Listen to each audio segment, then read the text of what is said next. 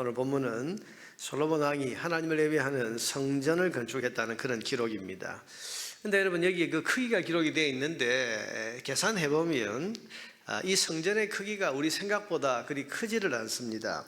2절에 보니까 솔로몬 왕이 여호와를 위하여 건축한 성전은 길이가 60규빗이다. 여러분, 성경에 규빗이라는 단어가 나오는데요, 이 규빗이란 말은 우리 여기 발꿈치에서부터 손가락 끝까지 요 정도를 이제 규빗이라고 부릅니다. 그래서 요즘 말하는 미터 단위로 보면 45cm. 그러니까 60규빗이면 어떻게 됩니까? 한 27m. 그러니까 길이가 27m밖에 안 되는 거예요.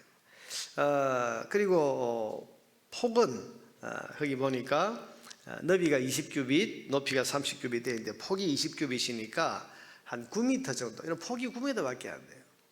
우리 10m라고 생각해 보면 폭이 여러분 얼마나 좁습니까? 굉장히 좁은 건물, 좁고 길쭉한 이런 건물입니다. 그래서 평수로 계산을 해보면 우리 3.3m 이 평수로 계산해 보면 이게 한 73평쯤 되는, 100평도 안 되죠. 요즘 우리 짓는 이 예배당을 생각해 보면 우리가 지금 성전 이렇게 말하지만 크기가 그렇게 크지 않은, 어떤 면에서는 아주 요즘 기준으로 보면 작은. 그럼 그 당시에 세계적인 그런 큰 건축물들이 많았죠. 이집트의 피라미드라든지 고대의 거대한 건축물들이 많았는데 거기에 비하면 이 성전은 아주 작은 건물이라고 할 수가 있습니다. 우리 생각에 온 우주의 창조자시고 주인이신 하나님의 집을 건축하는데 왜 이렇게 집이 그 피라미드처럼 거대하지 않고 이렇게 작을까? 여러분, 그 이유는 여러분 작다고 해서 성전의 가치가 떨어지냐, 그게 아닙니다. 여러분, 성전의 가치는 그 크기나 화려한 외양에 있는 것이 아닙니다. 여러분, 성전이 되는 이유는 뭡니까? 성전이 되는 것은 크기나 규모 때문이 아닙니다. 성전이 되는 것은 그 성전이 누구의 성전이냐, 또 거기에 누가 계시냐, 거기서 누구를 예배하느냐. 여러분, 이게 그 성전의 가치를 결정하는 것입니다. 아무리 작고 초라한 집이라고 해도 거기에 하나님이 임재하시면 그 집이 하나님의 거룩한 집이 되는 것이고, 하나님을 예배하는 예배가 이루어지면 거기가 거룩한 자리가 되는 것입니다. 우리가 좀 전에 불렀던 찬송처럼 초막이나 궁궐이나 내 주 예수 모신 곳이 그 어디나 하늘나라, 그 말처럼 여러분, 그 가치는 거기에 누가 계시냐, 거기 누구를 예배하느냐, 여러분, 이게 그 성전의 가치를 결정하는 것입니다. 크기가 중요한 게 아니라는 말입니다. 자, 여러분, 이것은 오늘 우리 사람의 가치도 그렇습니다. 건강한 사람이냐, 병든 사람이냐, 좋은 옷을 입은 사람이냐, 낡은 옷을 입은 사람이냐, 이러면 그게 그 사람의 가치를 말해주는 것이 아닙니다. 그 사람 안에 하나님을 모셨으면 그 사람은 존귀한 사람, 그 사람은 거룩한 사람, 그 사람은 복받은 사람이 되는 것입니다. 아무리 여러분 사회적으로 빛나는 그런 명예와 권세와 지위를 가졌다고 해도 그 속에 하나님이 계시지 않으면 그 사람은 불행한 사람, 불쌍한 사람이 되는 것입니다.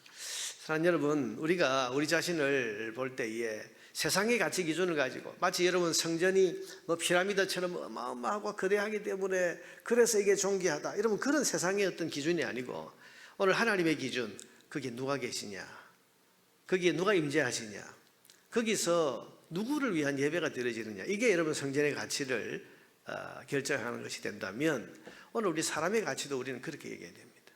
내가 세상의 기준으로 보고 내 자신이 어떤 초라하게 느껴지고 작게 느껴진다고 해도 여러분, 우리는 존귀한 백성, 거룩한 백성입니다. 왜?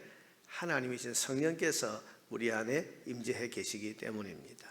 그 하나님과 우리가 동행하고 그 하나님이 우리와 함께 하시고 그 하나님이 임마누엘 되셔서 내 삶의 모든 것을 주관하시고 그리고 동행하신다면 여러분, 그 사람이 바로 세상에서 가장 존귀한 사람, 가장 거룩한 백성, 그런 사람이 될 수 되는 것입니다.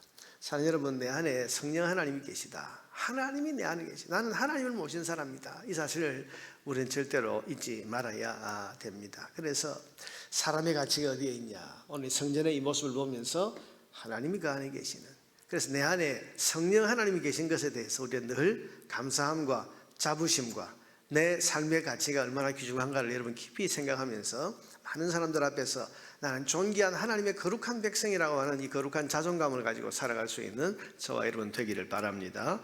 둘째로, 성전의 크기는 크지 않지만 그 성전을 건축하는 일에 있어서는 정성을 다했다는 것을 여러분 알 수 있습니다. 7절에 보니까 이 성전은 건축할 때에 돌을 그 뜨는 곳에서 다듬고 가져다가 건축하였으므로, 무슨 말입니까? 여러분, 이게 거기에 성전의 기둥이나 이런 것이 이제 돌로 이렇게 되어 있는데, 이 돌을 재료로 가져와서 거기서 뭐 뚝딱뚝딱 거리고 뭐 긁어내고 깎아내고 이렇게 해서 하는 게 아니고, 저 돌을 뜨는 채석장에서 아예 크기에 맞게 다듬고 또 깎고 뭐 이렇게 해서 그것을 운반해 와서 이 성전 건축에 사용을 했기 때문에 건축하는 동안에 성전 속에서는 방망이나 도끼나 모든 철 연장 소리가 들리지 아니했다. 여러분, 이건 재료의 문제가 아니고 정석의 문제입니다. 지금 이 성전을 건축하는 사람들이 이 건물이 무슨 건물이냐, 누구를 위한 거냐, 여기에 대한 인식이 마음속에 아주 잘 자리 잡고 있었기 때문에 여러분, 이 건축, 성전을 건축하는 이 현장을 세상의 공사판처럼 그렇게 만들고 싶지 않았다는 거예요. 얘는 거룩한 곳이다.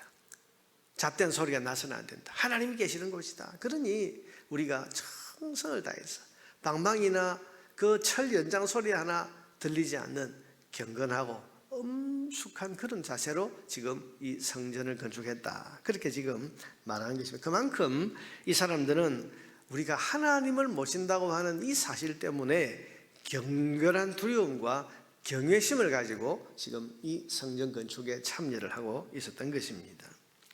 여러분 보세요. 하나님을 모시는 건물을 짓는 데 있어서 이게 하나님이 계시는 곳이니까 우리가 함부로 살아서 안 된다. 아무 소리 내서는 안 된다. 잡된 소리, 공사판의 소리, 먼지, 돌조각 이런 것들이 여기에 막 더럽혀지면 안 된다. 경건한 두려움. 왜? 하나님 거기 계시기 때문에.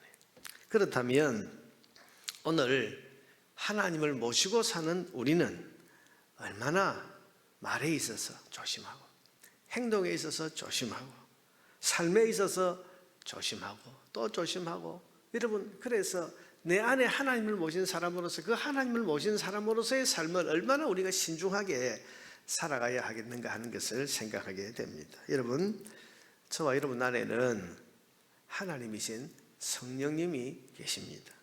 거룩하신 하나님을 모시고 사는 사람이라는 사실을 우리가 잊지 말아야겠습니다.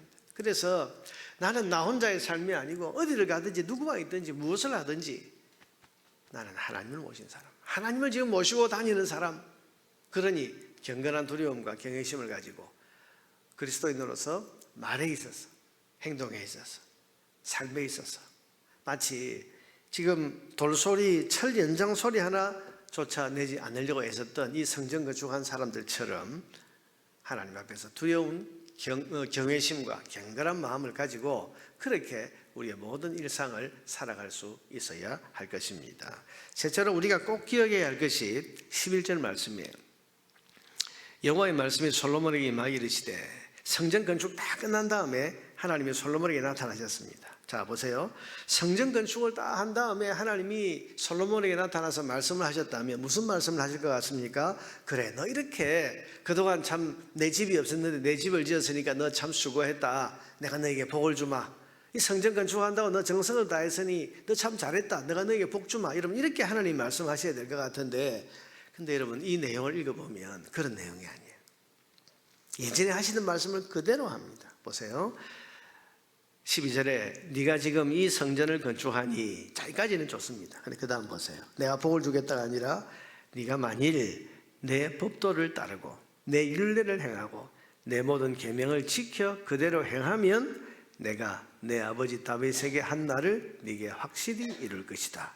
내가 또한 이스라엘 자손 가운데 거하며 내 백성 이스라엘을 버리지 아니하리라.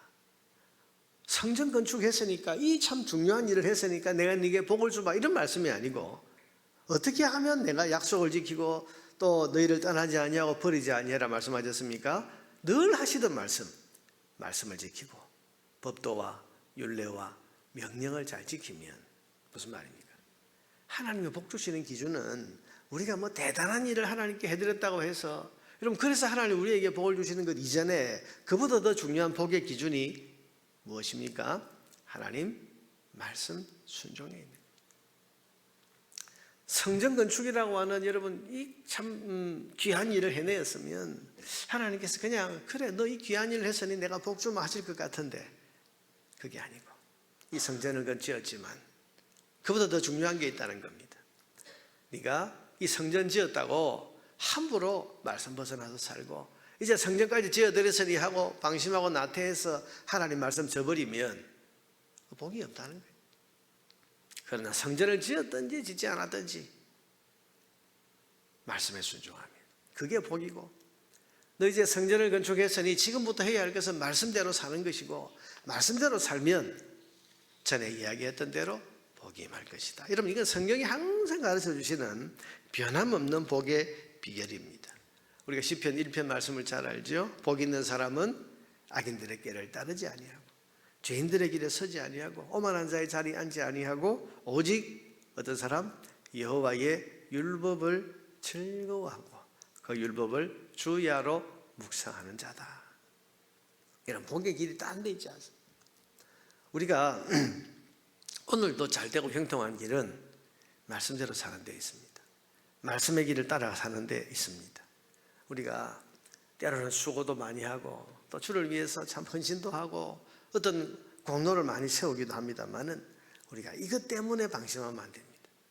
이런 것들을 생각하기 이전에 항상 말씀의 길을 따라 살고 또 말씀의 길을 따라서 내 삶을 이끌어가기를 우리가 늘 기억하면서 오늘도 우리가 하나님을 모신 사람으로서 경건한 두려움을 가지고 거룩한 경외심을 가지고 조심하면서 살 때 말씀의 길을 따라서 순종하는 걸음을 오늘도 살 때에 하나님께서 성경이 약속하신 형통과 또 하나님 주시는 복 있는 그런 삶이 될 수 있을 것입니다. 사랑하는 여러분, 오늘도 하루의 삶을 살면서 오늘 주신 말씀을 잘 기억하고 나는 하나님 모신 사람이다. 성령 하나님 모시고 사는 사람이다.